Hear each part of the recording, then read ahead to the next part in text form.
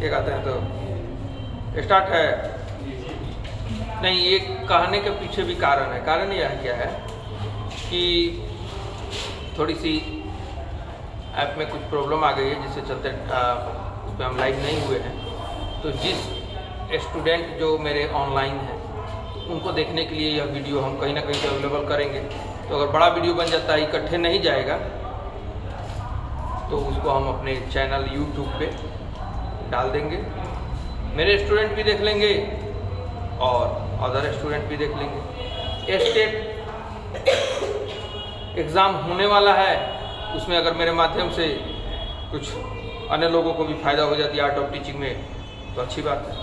इसलिए बोलते हैं कि वीडियो बनाने के पीछे रीज़न क्या है कि यह, क्योंकि हम वीडियो नहीं बनाते हैं, हम ऐप से पढ़ाते हैं और ऑफलाइन पढ़ाते हैं। तो यह जो वीडियो है उनके लिए जाएगा जो लोग आज इस लाइव क्लास को अटेंड नहीं कर रहे हैं, और बाकी इसको देखेंगे सभी लोग, फ़ायदा सब लोग उठा सकते हैं। ठीक है, हम लोग कहाँ हैं? बुद्धि में हम लोग चर्चा कर रहे हैं। कल बुद्धि चैप्टर चल रहा था, इंटेलिजेंस।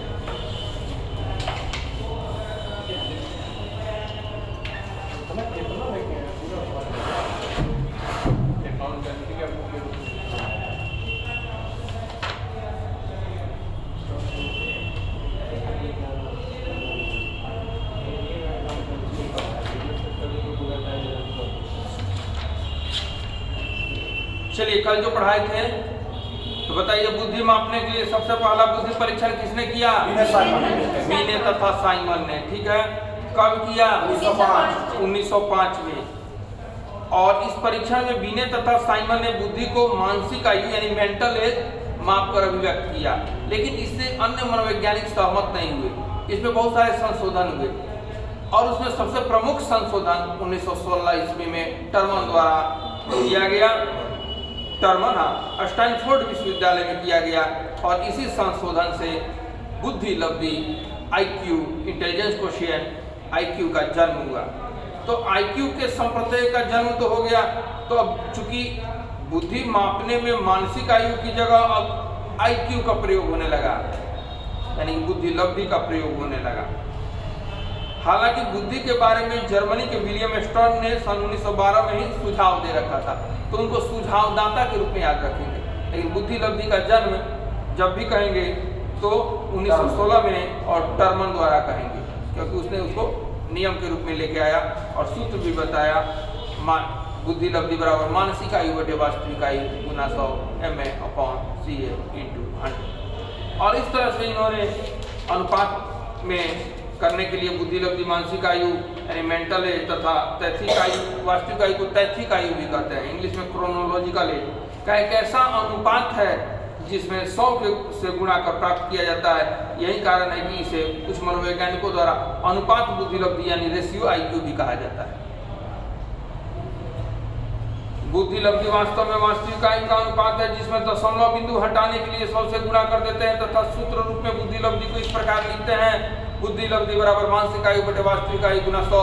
IQ = MA/CA का टोटल का 100 से करना है, MA/CA × 100। तो मनोवैज्ञानिकों ने व्यक्ति की आयु को 2 भागों में बांट के अध्ययन किया था। एक उनकी जो तैथिक आयु है वह, और एक तैथिक आयु को ही वास्तविक आयु भी कहते हैं, और दूसरा मानसिक आयु। तैथिक आयु क्या होगा भाई? यानी कि जो हमारा डेट ऑफ बर्थ है, जब हम जन्म लिए तब से आज तक के उम्र को तैथिक आयु कहते हैं। और जो हम अपने उम्र से ज़्यादा या अपने उम्र से कम की बुद्धि रख सकते हैं, तो वह ज़्यादा या कम जो भी होगा वो हमारी मानसिक आयु है। अब आप नहीं समझेंगे, फिर से एक बार समझा दे। मान लीजिए एक बच्चा है राम 5 ईयर्स का है। कितने साल का है? और सरकारी स्कूल में नियम है 5 साल का बच्चा पढ़ेगा किस क्लास में? क्लास 1 में। तो 5 साल के बच्चे को 1, तो 5 साल का बच्चा है राम और पढ़ता है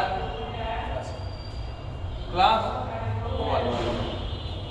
तो 6 वर्ष का बच्चा कितने में पढ़ेगा?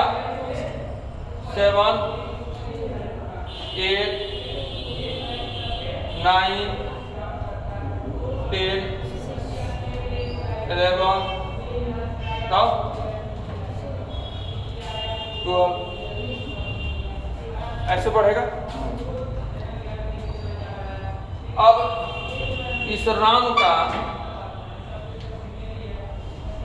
सीए बना होता है क्रोनोलॉजिकल एज या वास्तविक आयु। वास्तविक इंग्लिश में क्रोनोलॉजिकल एज है, हिंदी में वास्तविक आयु या तैथिक आयु। तो राम का सीए कितना है? 5 वर्ष का है, तो 5 है 5 वर्ष। इसका निकालना क्या है? MA यानी मानसिक आयु, मेंटल एज। मानसिक आयु को मेंटल एज कहते हैं, हमें निकालना नहीं पता। देखिए कैसे पता चलेगा, ध्यान दो इधर।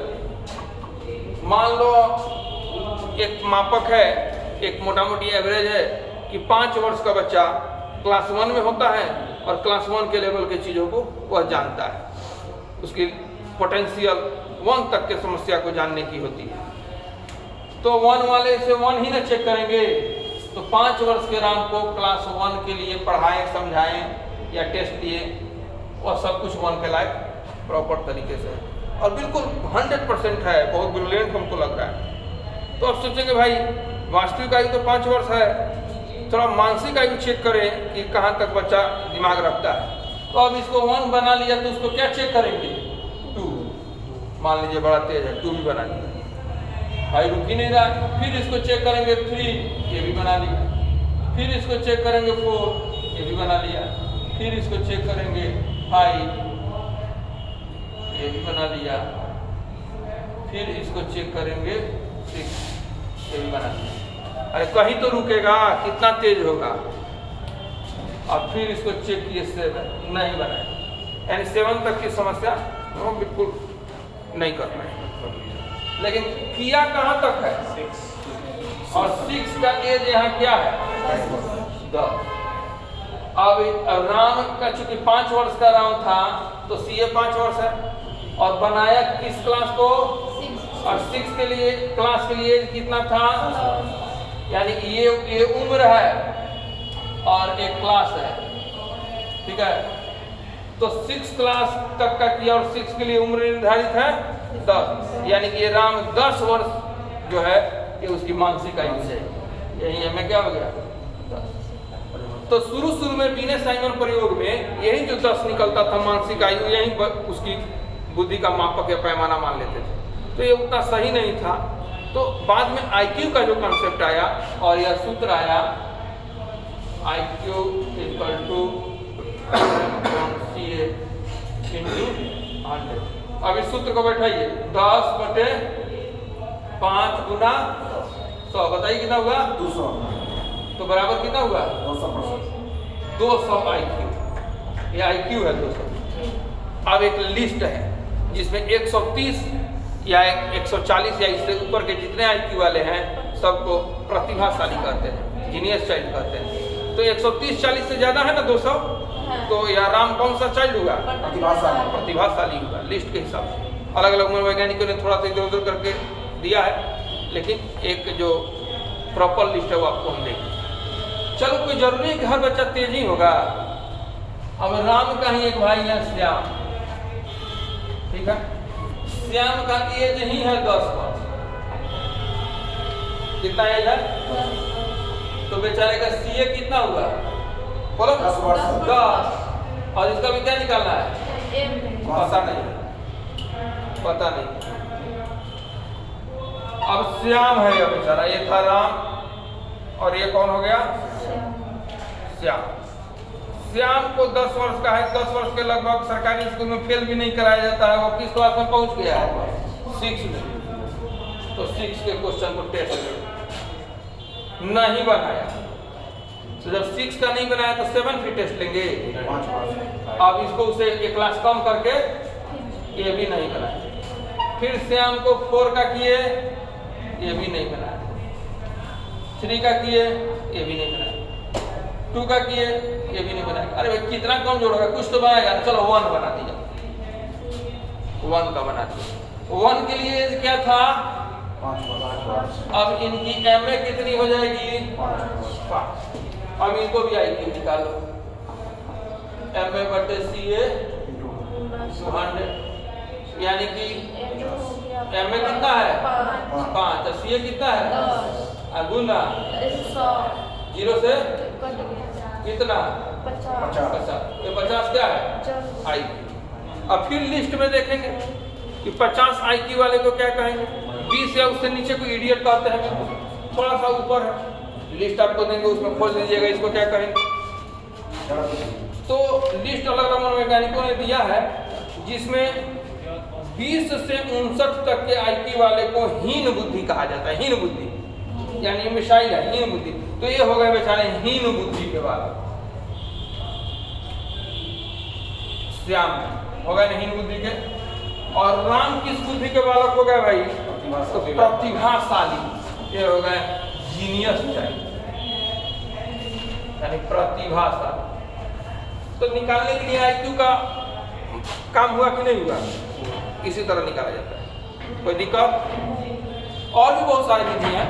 यह तो हो गया टेस्ट लेके, आप बच्चे का इंटरव्यू लेके निकाल सकते हैं, साक्षात्कार करके, क्विज कंटेस्ट करा के, कोई भी मानसिक जो क्षमता वाले प्रश्न देके, मेंटल रीजनिंग देके, बहुत सारे प्रॉब्लम सॉल्विंग के तरीकों को जान के, ऑब्जर्वेशन करके, कई टेस्ट हैं जो इंटेलिजेंस टेस्ट के नाम से प्रतिष्ठित हैं।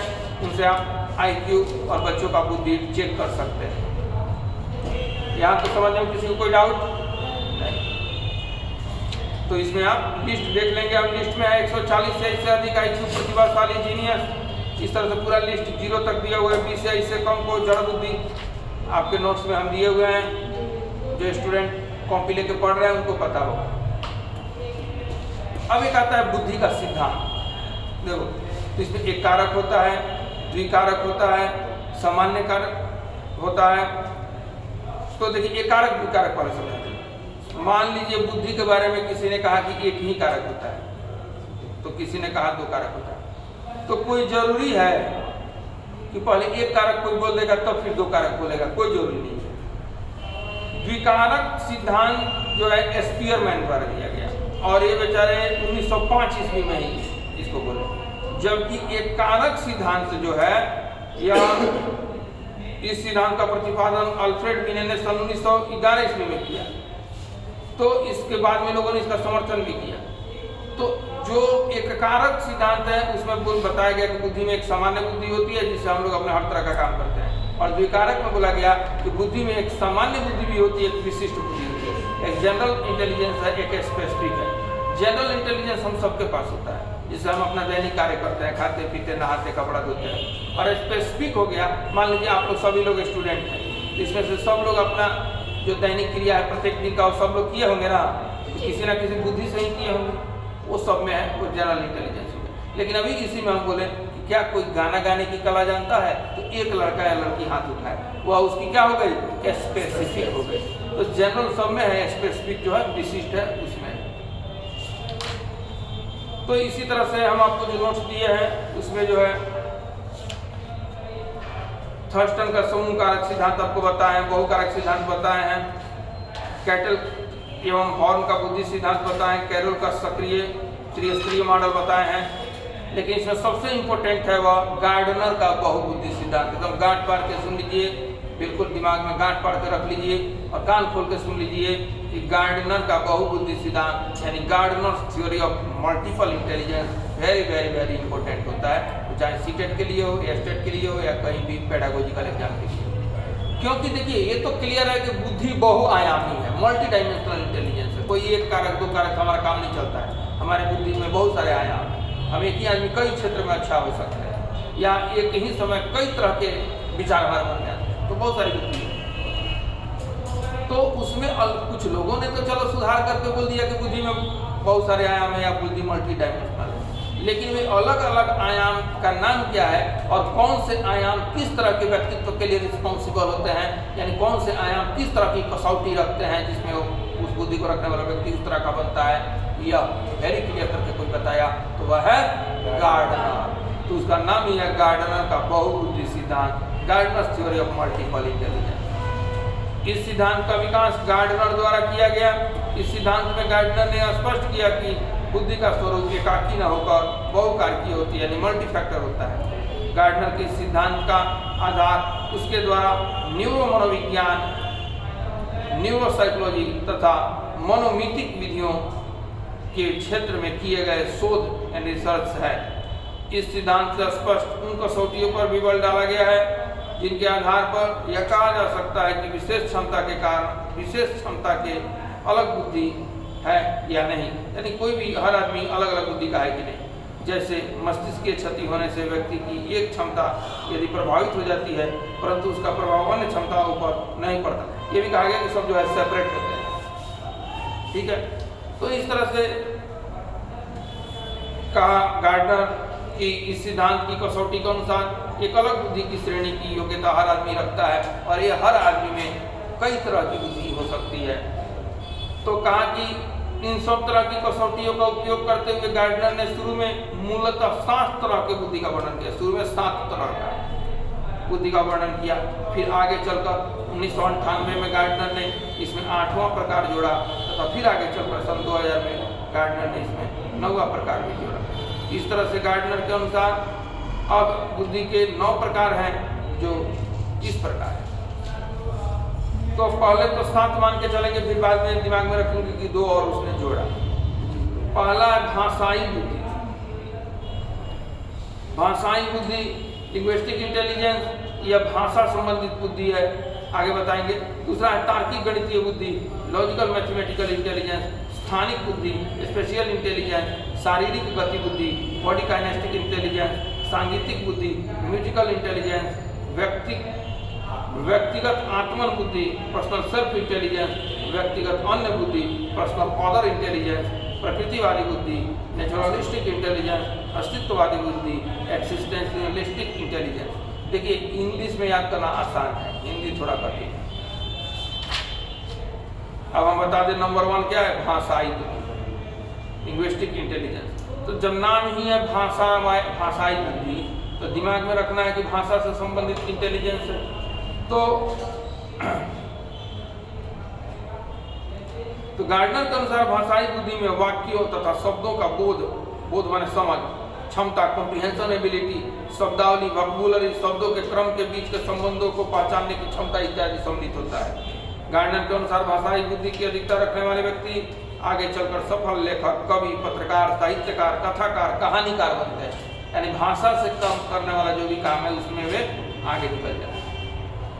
तो भाषाई बुद्धि रखने वाला क्या बनेगा, कवि, लेखक, पत्रकार, साहित्यकार, कथाकार, कहानीकार।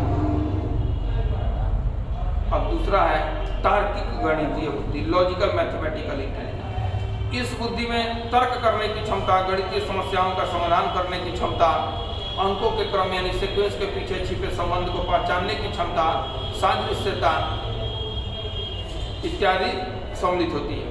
इसके अतिरिक्त तर्क की लंबी श्रृंखलाओं का उपयोग करने की योग्यता तथा संसार में व्यवस्था तथा प्रतिमानों की पहचान कर सकना तथा समस्याओं के तर्कपूर्ण ढंग से विश्लेषण करने की योग्यता होती है। गार्डनर के अनुसार तार्किक गणितीय बुद्धि की अधिकता रखने वाला व्यक्ति वैज्ञानिक, गणितज्ञ, इंजीनियर इत्यादि बनते हैं। यानी गणित से रिलेटेड है तो इसमें इसकी अधिकता रखने वाले व्यक्ति वैज्ञानिक, गणितज्ञ, इंजीनियर इत्यादि बनते हैं। तीसरा स्थानिक बुद्धि, स्थान से स्थानिक है, स्पेस से स्पेशियल इंटेलिजेंस।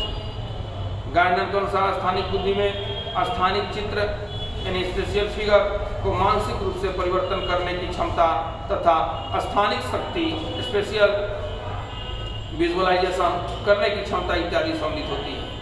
गार्डनर के अनुसार स्थानिक बुद्धि रखने वाले व्यक्ति आगे चलकर मूर्तिकार, कलाकार, आर्किटेक्ट, इंजीनियर, जहाज चालक इत्यादि बनते हैं। यानी उनके दिमाग में रहता है, बहुत लोग हैं कहीं गए, कोई इमारत देखे, कोई चौक चौराहा देखे, कोई ओवरब्रिज देखे, कुछ रास्ता देखे और घर आए तो भूल गए। और बहुत लोग हैं कि किसी स्थान विशेष की ये सब चीज़ों को देख के बिल्कुल दिमाग में बैठा लेते हैं। वे देखे ताजमहल के आर्किटेक्ट को उसी तरह के पेंटिंग में बना दिए। वे देखे कारगिल चौक किस तरह से बना हुआ है चौराहा, और उसी डिजाइन में बना दिए। तो उनका रोड मैप बहुत अच्छा होता है, एक स्थान से गुजर जाते हैं फिर वो भूलते नहीं है उस तरफ जाने का। तो इस तरह की एक बुद्धि है जो स्थानिक बुद्धि के नाम से जानी जाती है। तो ऐसे आदमी जो है आगे चलकर मूर्ति मतलब ऐसे आदमी को मतलब इस तरह की बुद्धि की अधिकता रखने वाले व्यक्ति आगे चलकर मूर्तिकार, कलाकार, आर्किटेक्ट, इंजीनियर, जहाज चालक इत्यादि बनते हैं। अब तीसरा है शरीर गतिकी बुद्धि या शारीरिक गतिक बुद्धि, दोनों नाम, या शारीरिक गतिमानी बुद्धि। देखिए हिंदी में कई नाम आता है, शारीरिक गतिक बुद्धि कह देगा, शरीर गतिकी बुद्धि कह देगा, शारीरिक गतिमानी बुद्धि कहेगा। बॉडी काइनेस्टिक इंटेलिजेंस इसको इंग्लिश में कहते हैं। तो गार्डनर के अनुसार इस तरह की बुद्धि में अपनी शारीरिक गति पर नियंत्रण रखने की क्षमता तथा वस्तुओं को सावधानी पूर्वक एवं प्रवीण ढंग से स्किलफुली घुमाने तथा उपयोग करने की क्षमता सम्मिलित होती है। इस तरह की बुद्धि जो नृत्य करता है, नर्तक या नर्तकी जो भी है, उसमें होता है। व्यायाम करने वाले में होता है व्यायाम। पेट सबके पास है, हम लोग के पास, लेकिन रामदेव बाबा जी सब पेट घुमा देते हैं, हम लोग घुमा देते हैं नहीं घुमाते हैं, तो व्यायाम करते हैं। उसी तरह शरीर सबके पास है, लेकिन जो भरतनाट्यम का नृत्य सीखी है हेमा मालिनी, तो जिस तरह से कर देगी तो उसके उम्र के सब नारी या कोई भी स्त्री कर देगी, वैसे नहीं। तो पहलवान सब लोग के पास बॉडी है, लेकिन जो पहलवान दांव पे जानते हैं, तो यानी अपने शरीर का क्षमता भर उपयोग करना इसमें आता है। हम लोग भाला फेंक सकते हैं, लेकिन अभी नीरज चोपड़ा जितना तो भाला फेंका उतना तो फेंक देंगे नहीं फेंकेंगे। तो शरीर हमारे पास है, लेकिन क्षमता भर प्रयोग करने की बुद्धि भी एक बुद्धि है। जिसमें एक बुद्धि है वो इस तरह के बॉडी से अपना मदारी दिखाने वाला, मैजिक करने वाला, सब इसमें आएगा। तो गार्डनर के अनुसार शारीरिक गति बुद्धि रखने वाले व्यक्ति या उनकी अधिकता रखने वाले व्यक्ति आगे चलकर कुशल नर्तक, अच्छे खिलाड़ी में भी जैसे टेनिस खिलाड़ी, फुटबॉल खिलाड़ी, क्रिकेट खिलाड़ी, जिसमें पूरे बॉडी का इस्तेमाल हो, न्यूरो सर्जन यानी तथा शिल्पकार जो सर्जन होते हैं, चीड़-फाड़ करते हैं, उनके पास भी बुद्धि होती है। फिजिशियन नहीं, शिल्पकारियों, पहलवान या कुश्ती लड़ने वाला, भाला फेंकने वाला इत्यादि बनते हैं। जो रोड पे देखते हैं रस्सी मदारी दिखाने वाला खंभा गाड़ देता है, रस्सी तान देता है और उसी में माथा पे मटका लेकर चल रही है। तो शरीर को क्या कर रखी है, बैलेंस करके अपने शरीर का क्षमता भर उपयोग कर ले रही है। वो अभी एक तरह की बुद्धि है और इसको शरीर गति की बुद्धि कहा जाता है। नंबर 5 में आ जाइए, सांगीतिक बुद्धि या गायन बुद्धि, म्यूजिकल इंटेलिजेंस। तो गार्डनर के अनुसार इस बुद्धि में तारत्व तथा लय को सही ढंग से प्रत्यक्षण करने अर्थात उसका मतलब समझने की क्षमता सम्मिलित होती है। इसमें सांगीतिक सामर्थ्य एवं निपुणता विकसित करने की क्षमता भी सम्मिलित होती है। इस तरह की बुद्धि संगीतकार तथा गीतकार में अधिक होती है, अर्थात गायन से संबंधित लय, ताल, गायन के उतार चढ़ाव या गायन के प्रति संवेदनशीलता। अब गाना के प्रति भी आदमी की संवेदनशीलता होती है। अब गाने आप निकलिए, इतना खराब गाइए कि सामने वाले का कान खराब हो जाए, तो गाने के साथ भी संवेदनशीलता दिखाइए, थोड़ा बनाते तो गाइए, नहीं जानते तो नहीं गाइए। तो ये लोग संवेदनशीलता दिखाते हैं, यानी कि लय को अच्छे से गा लेते हैं अथवा उसे समझने की विशिष्ट बुद्धि सांगीतिक बुद्धि कहलाती है। गाना लिखने तथा गाना गाने तथा गाना से संबंधित म्यूजिक बनाने वाले सभी गायन बुद्धि की ही अधिकता होती है। गार्डनर के अनुसार सांगीतिक बुद्धि रखने वाले को संगीत निर्माण तथा गीत गाने से संबंधित कला में प्रदर्शन की विशेष बुद्धि रखते हैं। अतः इस बुद्धि की अधिकता रखने वाले लोग आगे चलकर गीतकार, संगीतकार, संगीत वादक यंत्र के जानकार, गीत संगीत पर आधारित नृत्य जैसे कथक नृत्य, भरतनाट्यम, बहुत सारे नृत्य हैं तथा संगीत से जुड़ी अन्य तरह की योग्यता रखते हैं। अब आप एक कहिएगा कि सर शरीर गति में भी आप नृत्य बोल दिए थे और यहाँ भी, तो हाँ बहुत सारे नृत्य के स्टेप जैसे कथक है, ता ता दिग्गम दिग्गम ता, तो देखते हैं बोल पे आधारित उसके स्टेप है। तो वहाँ पे शरीर का भी इस्तेमाल है और यहाँ संगीत का भी इस्तेमाल है। माने तो वह नृत्य जो उस तरह का नृत्य जो है सांगीतिक में भी जाएगा और शरीरगत की बुद्धि में भी जाएगा। अब आ जाइए नंबर 6, व्यक्तिगत आत्मन बुद्धि, पर्सनल सेल्फ इंटेलिजेंस। तो तो गार्डनर के अनुसार इस तरह की बुद्धि में अपने खुद की भाव एवं संवेगों को मॉनिटर करने की, यानी आप अपने बारे में अपने आप को समझना भी एक बहुत बड़ी बुद्धि होती है। तो जब अपने बारे में खुद को बढ़िया से समझ पाते हैं तो कौन सी बुद्धि आप में है? व्यक्तिगत आत्मन बुद्धि है। इंग्लिश में इसको याद करेंगे तो गड़बड़ा जाता है। पर्सनल सेल्फ इंटेलिजेंस, सेल्फ मैंने खुद के बारे में। और एक होता है व्यक्तिगत अन्य बुद्धि, यानी दूसरों को बेहतर समझने की। तो पर्सनल अदर इंटेलिजेंस, आपको हम अलग से आपको समझ गए, इनको समझ गए, इनका तीन आदमी तीन वैरायटी के हैं, ये हम समझने की क्षमता रखते हैं। तो हमारे में व्यक्तिगत अन्य बुद्धि भी है। तो जिसमें व्यक्तिगत आत्मन बुद्धि यानी पर्सनल सेल्फ इंटेलिजेंस, वैसे लोग गार्डनर के अनुसार, हम अपनी बात नहीं बोल रहे हैं, गार्डनर के अनुसार इस तरह की बुद्धि की अधिकता रखने वाले व्यक्ति आगे चलकर आत्म चैतन्य, आत्मकथाकार, उपन्यासकार, यानी जो खुद के बारे में ज़्यादा रिसर्च करे, अपने आप को समझे, हाँ वो बनता है। और अन्य बुद्धि वाला जो है गार्डनर के अनुसार इस तरह की बुद्धि रखने वाले की अधिकता रखने वाले व्यक्ति आगे चलकर चिकित्सक, परामर्शदाता, विक्रेता, काउंसलर, ये सब होता है। विक्रेता को पता होता है ना कि लोगों को क्या चाहिए, तो वही सामान रखेगा। काउंसलर को पता होता है कि आपके मन में क्या चल रहा है, यानी आपको समझ के हम आपकी गाइडेंस एंड काउंसलिंग करेंगे। हाँ, नेता तो सामाजिक बुद्धि है, लेकिन फिर भी वो भी आ ही जाएगा, दूसरों के बारे में बहुत समझता है। नेता लोग नहीं समझता कि क्या चाहिए, नेता लोग ये समझता है कि हम क्या करेंगे कि हमारा काम हो जाएगा, ज़्यादा समझता है। हाँ, तो उसको आत्मन में हम इसको रखेंगे, हम पर्सनल में, इसलिए वो लोगों को भड़काना जानता है, उनकी इच्छा की पूर्ति करना नहीं जानता है, किस तरह भड़केंगे ये जानता है, और हमको फायदा कहाँ से मिलने वाला है। खैर, ये तो अलग तरह की बात हो गई। अब हम आएंगे प्रकृतिवादी बुद्धि, जो 8वां और 9वां बाद में जोड़ा गया। तो गार्डनर जी कहते हैं कि गार्डनर ने बुद्धि की इस प्रकार को 1998 के संशोधन के बाद जोड़ा है।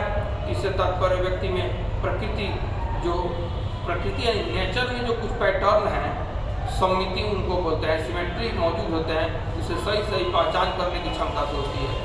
इस ढंग की बुद्धि जो है प्रायः किसानों, जैव वैज्ञानिक तथा वनस्पति वैज्ञानिक इत्यादि में अधिक होती है। देखते हैं शाम के समय अगर आसमान लाल हो गया तो किसान कहेगा कि अभी तेज बारिश और पत्थर के साथ बारिश होने वाली है, बिल्कुल वह कन्फर्म कर देता है। हवा पूर्वा से पछुआ घूम गया तो लगे ये होने वाला है, फसल पकने वाले, फसल सूखने वाले हैं। बहुत सारी चीज़ें सुनामी आने से पहले बहुत को बता दिए थे कि आने वाली है। तो प्रकृति के बारे में जो समझ जाते हैं वैसे लोग प्रकृतिवादी बुद्धि रखते हैं। गार्डनर के अनुसार इस ढंग की बुद्धि रखने वाले व्यक्ति मौसम वैज्ञानिक, अच्छे किसान, जैव वैज्ञानिक, वनस्पति वैज्ञानिक इत्यादि बनते हैं। अब 9वां और अंतिम है अस्तित्ववादी, जिसको सबसे लास्ट में जोड़ा गया। तो यह है गार्डनर ने बुद्धि के इस प्रकार को सन 2000 के संशोधन में जोड़ा है। इससे तात्पर्य मानव संसार के बारे में छिपे रहस्यों को, जिंदगी, मौत तथा मानव अनुभूति को, वास्तविकता के बारे में उपयुक्त प्रश्न पूछकर जानने की क्षमता से होती है।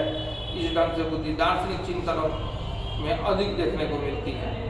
यानी कि आपसे हम प्रश्न पूछेंगे क्या दिक्कत है बाबू, बाबा लोग नहीं होते हैं, पूछते हैं, तो इस तरह पूछ के और आत्म चैतन्य यानी दार्शनिक के आधार पे वे समझते हैं। तो गार्डनर ने इस तरह प्रकार की बुद्धि को सन 2000 के संशोधन में जोड़ा। इससे तात्पर्य मानव संसार के बारे में छिपे रहस्यों को, जिंदगी, मौत तथा मानव अनुभूतियों की वास्तविकता, यानी मनुष्य हैं तो हम किसी के बेटा, पुत्र या पुत्री हैं, तो हमारी पहचान सिर्फ पुत्री नहीं है, हम व्यक्ति हैं। तो व्यक्ति भी हैं तो जीवित है तब ना, यानी हम जीव हैं, और जीव हैं तो उसके पीछे जाइए, हम आत्मा है। आत्मा कहाँ से आई? तो परमात्मा से निकली। तो कुल मिला के हम परमात्मा के अंग हैं। अब इतना कौन समझेगा? यही अस्तित्ववादी बुद्धि वाले समझ। हमारे पास इतना टाइम है? फिलॉसफी में अल्टीमेट लास्ट उत्तर ढूंढा जाता है, अंत उत्तर। हालांकि इसका उपयोग है बहुत सारे विषय में, बहुत सारे विषय में साइकोलॉजी और फिलॉसफी का इस्तेमाल क्यों होता है? अंतिम उत्तर, अंतिम सत्य ढूंढने के लिए। तो ये उत्तर और सत्य ही अस्तित्ववादी बुद्धि जो है दर्शन के हिसाब से बताते हैं। तो गार्डनर के अनुसार अस्तित्ववादी बुद्धि की अधिकता रखने वाले व्यक्ति आगे चलकर दार्शनिक, चिंतक यानी थिंकर, अध्यात्मवादी जैसे आत्मविव्यक्ति करने वाले बाबा, ये सब बनते हैं।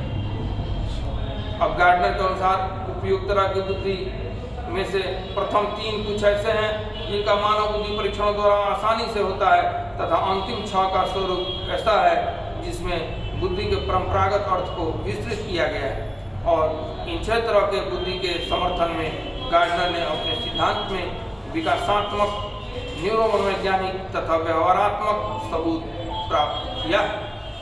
गार्डनर ने स्पष्ट किया है कि प्रत्येक सामान्य व्यक्ति में उपयुक्त 9 तरह की बुद्धि होती है, परंतु कुछ विशेष कारणों जैसे आनुवंशिकता, हेरिडिटी या प्रशिक्षण यानी ट्रेनिंग के कारण किसी व्यक्ति में कोई बुद्धि अधिक विकसित हो जाती है और ये सभी 9 तरह की बुद्धि एक दूसरे के साथ अंतःक्रिया करते हैं। फिर भी प्रत्येक बुद्धि एक अर्ध स्वायत्तंत्र यानी सेमी ऑटोनोमस सिस्टम के रूप में कार्य करता है, यानी अपना का सबका एक उसी आदमी में होते हुए भी अपना का वजूद है, यानी ऑटोनोमस है, एफिलिएटेड होते हुए भी स्वतंत्र है।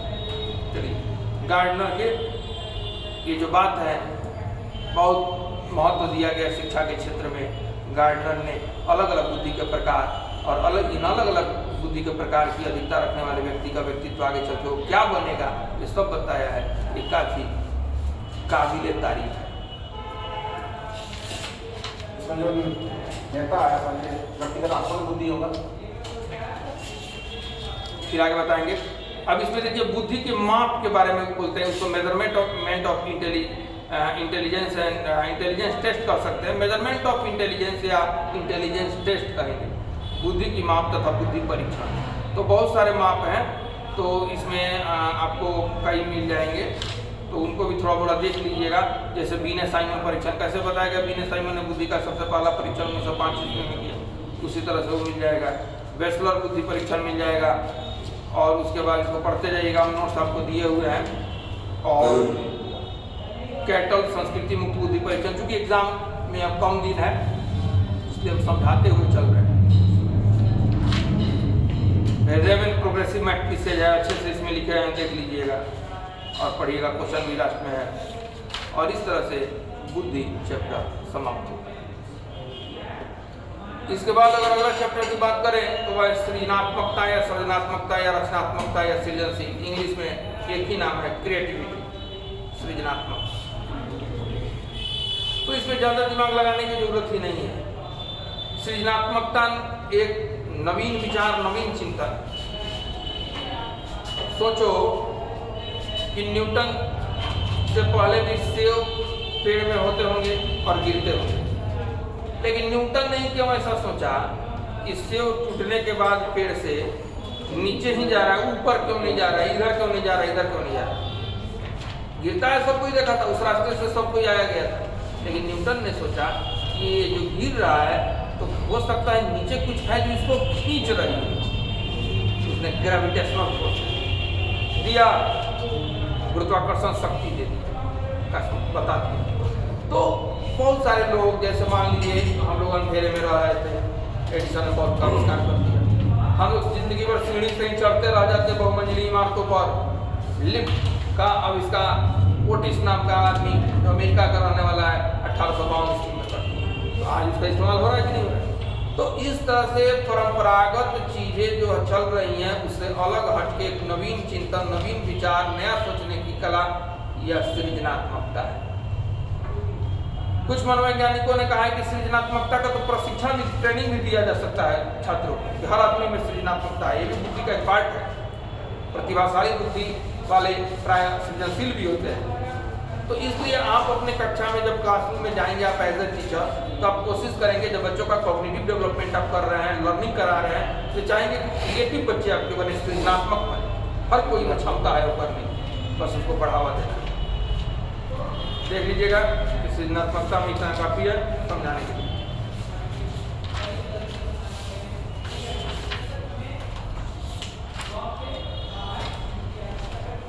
अब चिंतन पे क्वेश्चन आ जाए, भाषा एवं चिंतन। तो देखिए सबसे पहले चिंतन ही बता दें। चिंतन के प्रकार, चिंतन को मुख्य रूप से 2 प्रकार में बांटा गया, एक स्वली चिंतन, एक यथार्थवादी चिंतन, यानी एक ऑर्टिस्टिक थिंकिंग और दूसरा रियलिस्टिक थिंकिंग। स्वली चिंतन क्या है?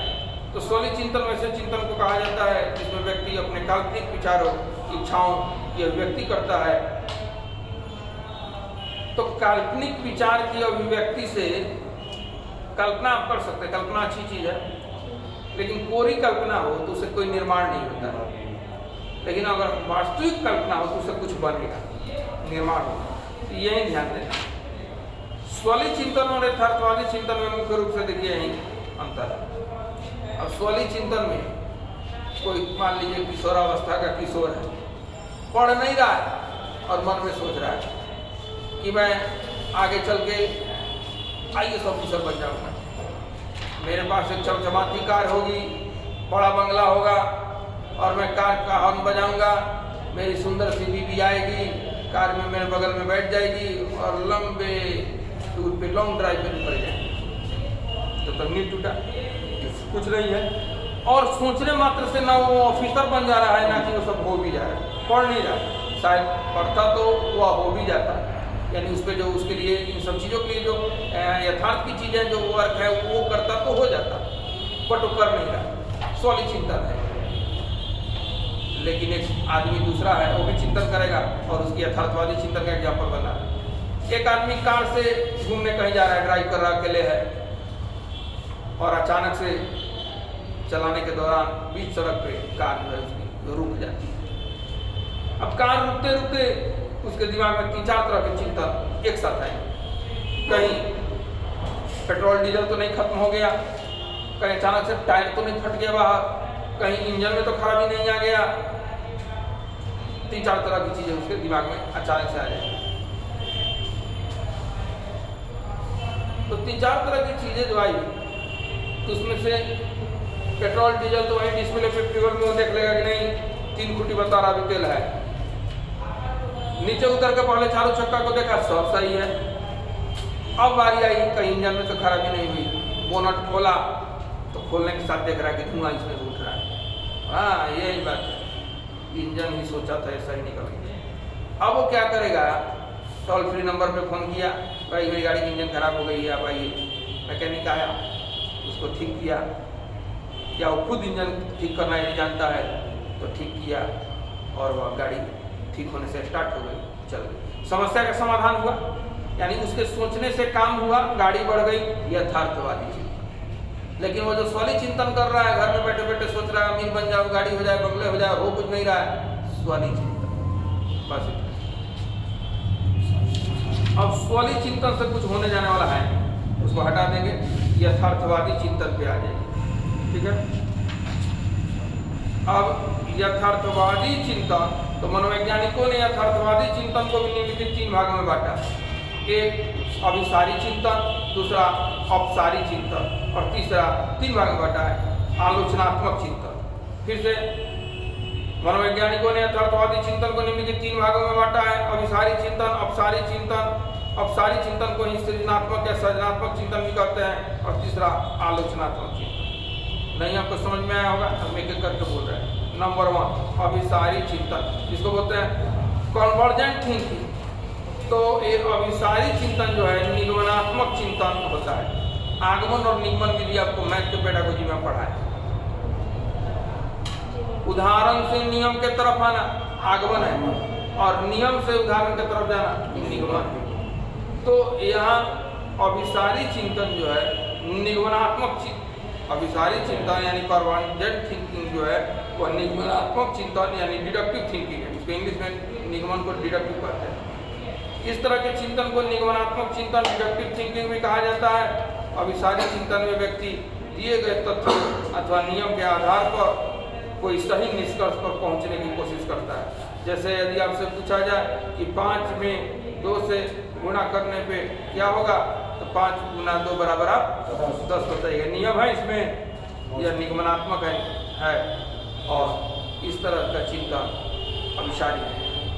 औपचारिक चिंतन है, तो नाम है औपचारी। इसको सृजनात्मक चिंतन भी कहते हैं, यानी डाइवर्जेंट थिंकिंग को क्रिएटिव थिंकिंग भी कहते हैं। ठीक है। तो इस तरह के चिंतन को आगमनात्मक चिंतन, यानी वो निगमनात्मक था, यह कौन हो गया आगमनात्मक, यानी पहले उदाहरण बाद में नहीं, आगमन विधि वही कहता है। तो आगमनात्मक चिंतन यानी इंडक्टिव थिंकिंग भी कहा जाता है। इस तरह के चिंतन में व्यक्ति दिए गए तथ्यों यानी फैक्ट्स में अपनी ओर से कुछ नया जोड़कर एक विशिष्ट एक निश्चित निष्कर्ष पर पहुंचता है। जब तक व्यक्ति इन नए तथ्यों को अपनी ओर से उसमें जोड़ता नहीं है, अर्थात नए तथ्यों का सृजन नहीं करता है, तब तक समस्या का समाधान नहीं कर पाता है। आगमनात्मक में है, उदाहरण देके जोड़ तोड़ करके हम उसको साबित करते हैं। अर्थात इस तरह के चिंतन में उदाहरण के रूप में नए तथ्यों को जोड़कर निश्चित निष्कर्ष पर पहुंचा जाता है। इसलिए अपसारी चिंतन को सृजनात्मक चिंतन तथा आगमनात्मक चिंतन भी कहा गया है। तो अक्सर परीक्षा में आता है,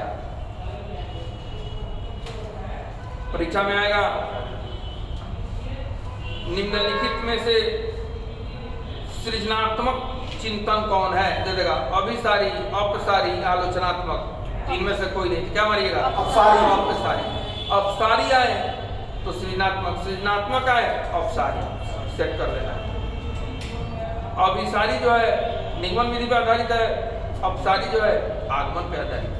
आगमन विधि उदाहरण से नियम की तरफ जाती है, यानी उसमें एग्जाम्पल पहले, नियम बाद में, नियम के बाद में साबित किया जाता है। और निगमन विधि में पहले नियम है, यानी ब्याज दर में समय में दर बटे 100 से नियम। Very clear. और एक होता है तीसरा नंबर आलोचनात्मक चिंतन, इसको बोलते हैं इवैल्यूएटिव थिंकिंग। इस तरह के चिंतन में व्यक्ति किसी वस्तु, घटना या तथ्य की सच्चाई को स्वीकार करने से पहले उसके गुण दोष की परख कर लेता है। हमारे समाज में कुछ व्यक्ति तो ऐसे होते हैं जिन्हें किसी घटना या वस्तु के बारे में जो कुछ भी कहा जाता है उसे वे सही समझकर मान लेते हैं। तब ऐसा कहा जाता है कि इस तरह के व्यक्ति में आलोचनात्मक चिंतन शक्ति कम है या अभाव है। यानी कोई भी आपको कह दे, तो आपको कोई कह दे कि अचानक से कह दे अरे नीचे करंट फ्लो कर रहा है, तो आप कैसे मान लीजिएगा? आप सोचिएगा कैसे है, नीचे पानी है नहीं, पानी भी होती तो चलो कहीं वायर सटाओ, पानी के थ्रू करंट मेरे पास आएगा। हम लकड़ी के बेंच पे बैठे हुए हैं, सूर्य पहने हुए हैं, करंट कैसे नीचे फ्लो कर गई? गलत बात है। अफवाह फैला दिया जाता है। गांधी मैदान में एक बार राउंड बंद हो रहा था, कई गेट से लोग निकल रहे थे, कुछ लोगों ने अफवाह फैला दिया कि गेट में करंट है, करंट था भी नहीं, और उसके अफवाह से भगदड़ इतनी मची कि कितने लोग मर गए। छठ घाट में एक बार जो एक टेम्पररी बनाया जाता है ब्रिज, पुल लकड़ी का बना हुआ था कहीं, उस पर भी लोगों ने यही अफवाह उठाया था कि बिजली का तार सटा हुआ है और बहुत लोग भगदड़ में पुल गिर गया, कितने लोग उसी में दबे हुए। तो वे लोग में आलोचनात्मक चिंतन का अभाव, कह देने से नहीं समझ जाएगा। हाँ, तो कोई भी आदमी, तो अब कुछ ऐसे व्यक्ति हैं जिसमें इस आलोचनात्मक चिंतन की अभाव नहीं है, उनमें वो है, क्वालिटी के रूप में, गुण के रूप में है, उनमें आलोचनात्मक चिंतन की शक्ति है।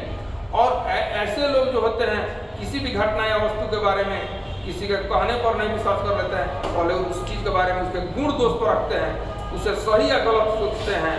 व्यक्ति में इस तरह के चिंतन को आलोचनात्मक चिंतन कहा जाता है। आलोचनात्मक और रचनात्मक दोनों से नहीं, क्यों से आलोचनात्मक में उसका अच्छे बुरे पे आप कर रहे हैं, रचनात्मक में क्रिएटिव है, नया विचार कर रहे हैं, दोनों अंतर है। अब आपको कोई कह दे, आके आपको बोले कि देखो आप उदास हो और कहें कि मेरा पढ़ने में मन नहीं लग रहा है, मेरा पड़ोसी जो है अपने दोस्त से बता रहे हैं, अक्सर मेरा मजाक उड़ाता है, तो आपको आपका दोस्त बोले कि जाओ उसको गोली मार। अब आप बेवकूफ़ न होंगे जाके उसको गोली मार देंगे और जेल चले जाएंगे। आप सोचेंगे इसके कहने से हम गोली क्यों मारे, ठीक है मुझको आज गलत कह रहा है तो मेरी समय खराब है, रिजल्ट हम नहीं दे रहे हैं इसलिए कह रहा है, हम और मेहनत करेंगे। और गोली मारना उपाय नहीं है, हमको उसको अच्छा अपने आप को बना के दिखाना उपाय है, साबित करेंगे, एक दिन वो खुद मेरे पैर पे गिरेगा। तो आप सही गलत खुद सोच के आपने निर्णय लिया कि नहीं हमको ये काम नहीं करके ये काम करना है। ये आगे कौन सा चिंतन था? आलोचनात्मक। तो इस तरह से चिंतन के कई प्रकार हैं और चिंतन जो है कहीं ना कहीं भाषा में इस्तेमाल है, हमारे संज्ञान के आधार है, समझ बनाने की, कॉग्निटिव डेवलपमेंट में इसका इस्तेमाल है।